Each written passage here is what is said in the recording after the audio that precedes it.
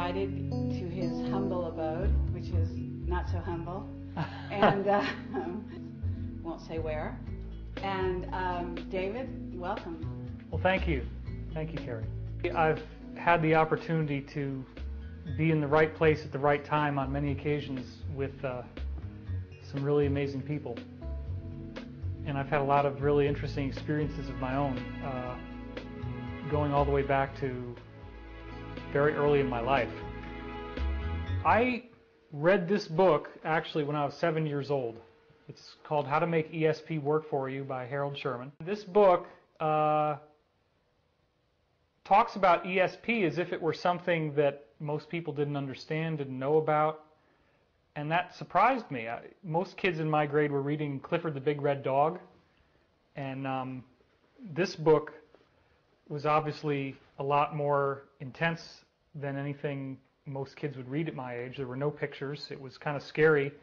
You're looking at these little bitty words and trying to, follow it. But I was just so fascinated as a child with the concepts that that I just got into it. And the other thing that I felt really drawn to at that age was books on hypnosis. And I read both of these books beginning when I was 7 years old as well. I somehow felt that there was a connection between hypnosis and ESP, and didn't understand why I felt that way until much later. The next book that I really read was Erica Cheatham's Nostradamus Prophecies, 1985 and Beyond.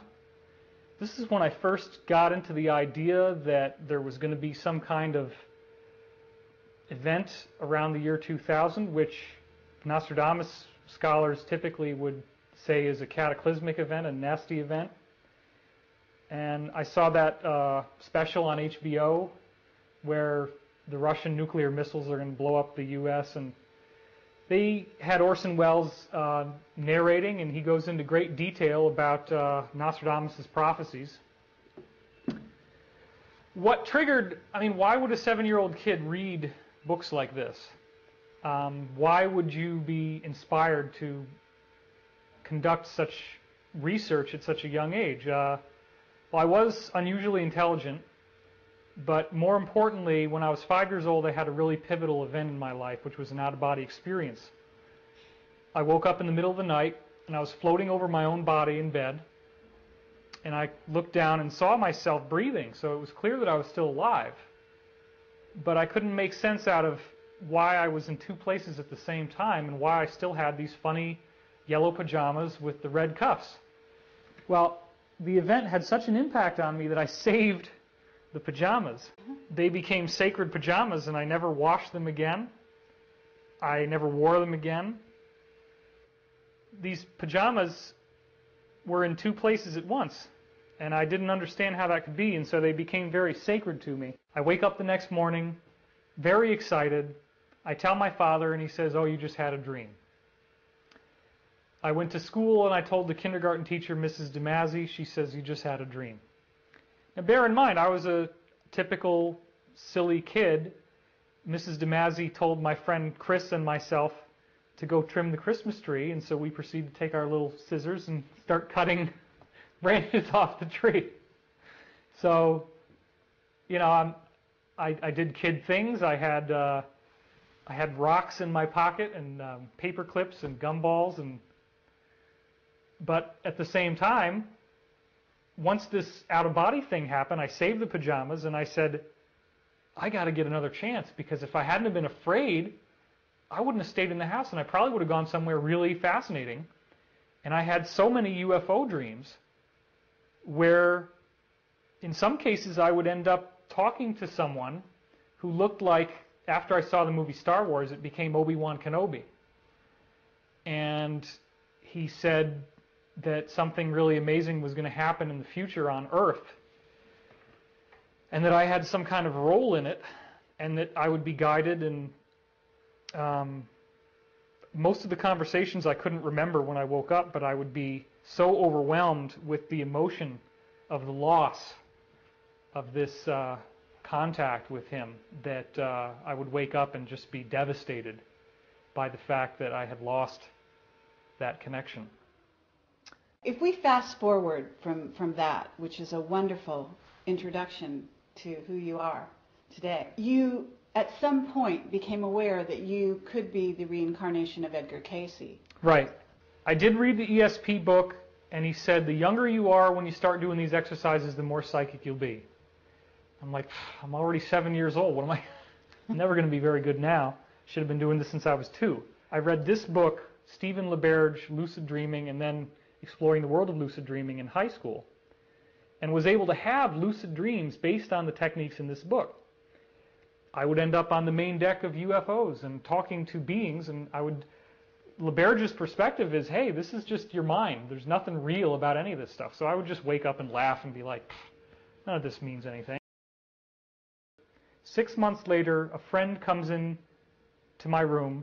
He had traveled a long distance to see me, and he was white as a sheet of paper, and he said, I got to tell somebody what just happened. What are you talking about? He said, I just had a conversation with my physics professor, and he said UFOs are real.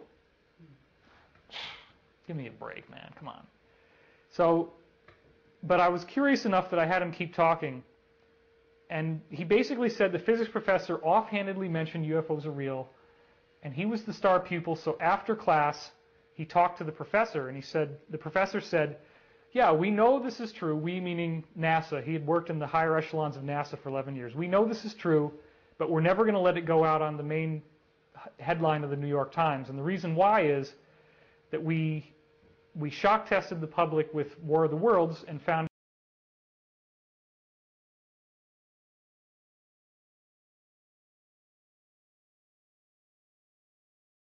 out that they really can't handle the truth, because they're going to think that they're being invaded. They're going to think, they're going to panic. The economy is going to go belly up. So we just can't let this out. So there's a gradual indoctrination going on, getting people into this information. He said that the ship had a panel all the way around the bottom, and they pulled it off expecting to see components inside, and instead all they saw was this ceramic.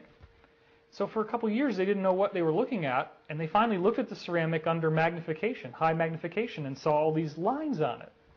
It turns out that this was a gigantic computer chip that ran the whole width of the ship, and it was a superconducting ceramic material, which means that electrons would flow through it without any loss. Now, from this, the professor said that we got fiber optics. They found burnt edges of fiber optic cables in the ships. We got Teflon, the non-stick material. It's a special material. We got Kevlar, bulletproof vests came from reverse engineering.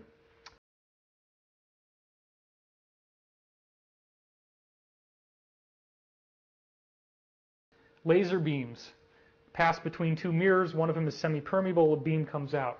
Lasers came from the ships. LED lights came from the ships. Infrared night vision came from the ships. They looked through the porthole windows and they saw this green you could see outside at night. And computer chips, obviously. So what this really means is that most of the technology that we now have, including the technology that's recording my voice and that we're filming with, would not exist if it were not for this sort of celestial inheritance that we got in the 40s. Well, that just screwed my head right off. And for 2 weeks, I'd be walking down the street, I'd see a manhole cover, I'd think of UFOs. I'd go to the cafeteria, I'd have a plate on my... I'd be eating off this plate thinking of UFOs. I just couldn't get it out of my mind.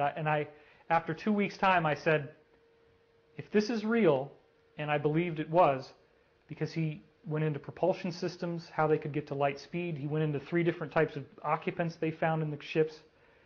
If this is real, it's the most important thing there could possibly be to study. I finished college and I got my bachelor's degree in psychology and I got a PhD in UFOs. This was the director of communications for the Apollo missions. Okay, this guy is the real deal, high-end NASA scientist who came forward in 1995 to say that they had discovered ruins on the moon, architecture on the moon.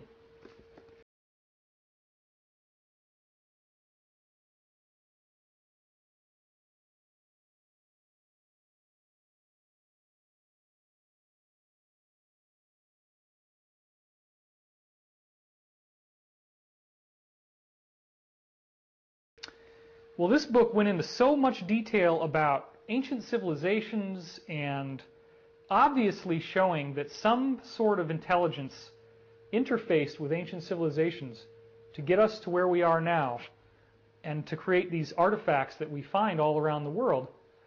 I became quite compelled with the evidence he presented, showing me that there had to have been a civilization that was highly advanced before our current one, which in most people's mind, you think of BC, you think of cavemen, right?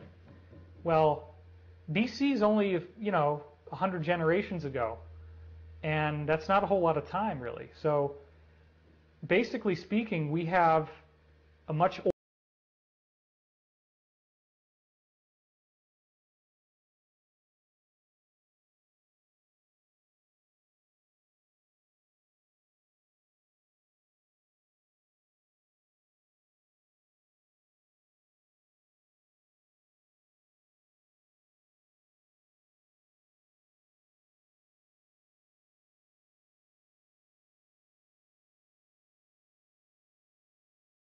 older history. So all this stuff is coming into my mind. I had started to write my dreams down when I got sober. That was part of my recovery process, because dreaming is a very important part of the lucid dreaming process. You have to capture a dream when it comes in, and then meditate on it and visualize yourself becoming lucid, meaning that you say, oh my God, I'm in a dream. I can levitate things. I can fly. I can snap my fingers and go to a whole different place. I can create people to talk to. I can create objects. I mean, I've had a number of these, and they are absolutely fantastic. But you have to remember your dreams and then repeat this line to yourself. Next time I'm dreaming, I want to remember to recognize that I'm dreaming. That's the key line. Next time I'm dreaming, I want to remember to recognize that I'm dreaming. So I already had a lot of experience remembering dreams. So I start remembering dreams, and I start getting all this information coming in from books. I read 500 books in 3 years. I had a list of all of them, and I submitted my application in the Ropa Institute, which is a graduate school in Boulder, Colorado, in transpersonal psychology, which is sort of like metaphysical psychology. And I handed them this list, and I said, name any book, and I'll give you a discourse on it. And I didn't get accepted, probably because my financial situation wasn't very good. Came back from Boulder. Now we're into 1996. I'd been doing this research for 3 years. And I was like, okay, why am I so compelled? Why can I not stop reading these books? I'm just so obsessed. There's got to be something more to this. I start having dreams in which UFOs fly overhead, and something shoots out of the UFO, and it comes spinning down, lands on the ground, and it's a telephone. And it starts ringing. Oh, shit. Yeah. Wow. And then I had this other dream where this E.T. kind of walked up to me, and all these books start flying out from behind it like a cyclone, and they're hitting me in the face, and it hurts, kind of. But as each book is flying past me, all these books that I'd read, it's like all the knowledge in the book comes into my mind at once. And I start seeing how it all fits together in this dream. It was like this incredible telepathic, overwhelming blast. And I woke up, and I'm like, what does this mean? It's almost like they're saying, because if you're watching these videos and you're into the UFO subject, you kind of say to yourself, yeah, it's all out there, right? It's all something I'm reading about. This is like it comes into your mind, it's personal, it's part of you now, and it's what they want to talk to me, they want to have a conversation, they meaning whoever they is. What finally happened was I had a dream that said, okay, here's what's going to happen. You'll be able to hear, it was a ghost that was talking to me in the dream, and he said, you can hear me, but nobody else can. So I'll tell you what to say, and then you just dictate it into a tape recorder.